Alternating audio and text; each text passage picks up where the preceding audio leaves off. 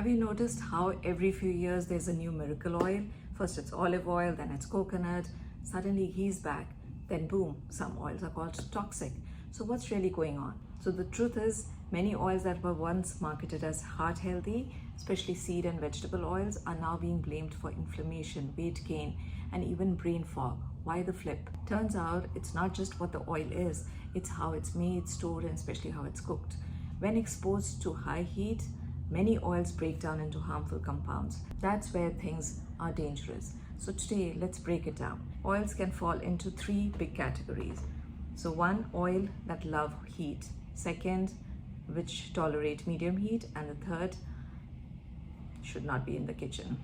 So let's start with the first category, high heat heroes. These oils are incredibly stable at high temperature, making them ideal for frying, roasting, or sautéing. On top of that, they provide nourishment and support immunity and digestion. This category includes ghee, coconut oil, palm kernel oil, and palm oil. Though the last two have a lot of issues. So what they all have in common is they are saturated fat and which are very heat stable. So for ghee, for example, contains butyric acid, which is a short chain fat that supports gut health, reduces inflammation, enhances brain function, and boosts immunity. In Ayurveda, ghee is considered the king of all fats and supports all the doshas. Now, coconut oil, that is rich in lauric acid, which converts to monolaurin in the body, which is a powerful antimicrobial. It also contains medium chain triglycerides, which the liver uses quickly for clean energy. Now, the palm kernel oil is derived from the seed of the palm fruit. It has a similar structure to coconut oil.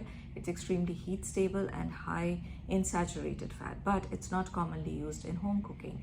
It's mainly found in commercial baking in products like biscuits, processed foods, donuts, frostings. Unfortunately, most of what's used in the industry is refined. It is highly processed, may even contain trans fats. The same goes for palm oil, which comes from the red fruit pulp. When used traditionally in Indonesia, Malaysia, and West Africa, unrefined palm oil is stable and nutritious.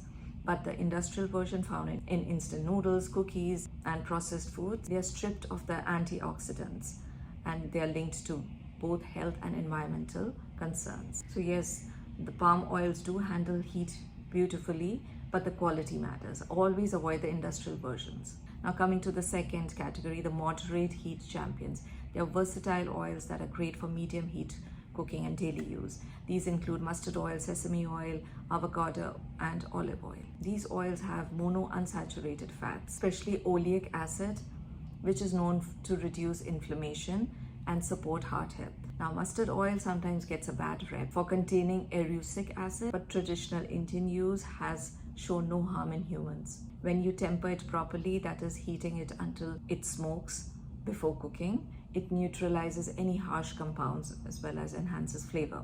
Now, sesame oil is a favorite in Ayurveda. It's rich in antioxidants, it strengthens tissue and supports Vata dosha. It is used externally for massage as well as internally. Now, avocado oil, it's a modern favorite. It handles heat well. It supports brain and eye health thanks to lutein acid. Now, olive oil, especially extra virgin, contains powerful antioxidants thanks to the polyphenols it has. But it's best used raw or for light sautéing, not high heat. When choosing oils from this group, go for the cold pressed or kachi ghani. So Ayurveda supports mustard for kapha, sesame for vata, avocado and olive works well for all the dosha. Now lastly, we go into the weak oils, which are unstable under fire. These include safflower, sunflower, grapeseed, canola, vegetable oil, corn oil. These mostly are made up of polyunsaturated fats, specifically linoleic acid, an omega-6 fat that's extremely fragile when exposed to heat. Now, small amounts of omega-6 are essential, but in excess,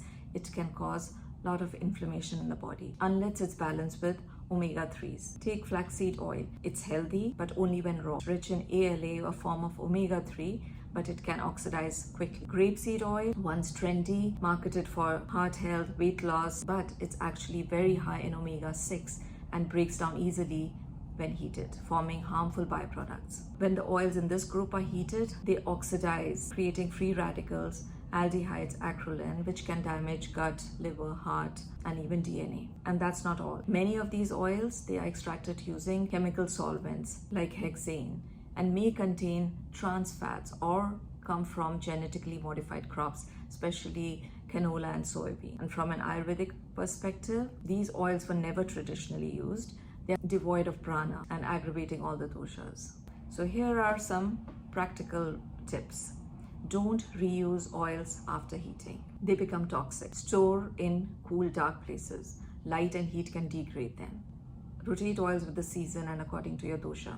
If you must use seed oils, make sure they're cold pressed. As a general rule, use category 1 oils like ghee and coconut for high heat. Use category 2 oils like mustard, sesame, olive and avocado for medium heat. Mustard, when tempered, can handle high heat. Now, Ayurvedic oil guide by dosha. For vata, ghee, sesame oil. For pitta, ghee, coconut, olive. For kapha, mustard, moderate amounts of olive and ghee. So here's the bottom line. Stick to the saturated and monounsaturated fats like ghee, mustard, sesame, olive, avocado. They offer clean energy, support digestion, immunity, and mental clarity. The highly refined seed oils, honestly, they have more marketing than merit. Let your oil support not just your pan, but your health. Thank you.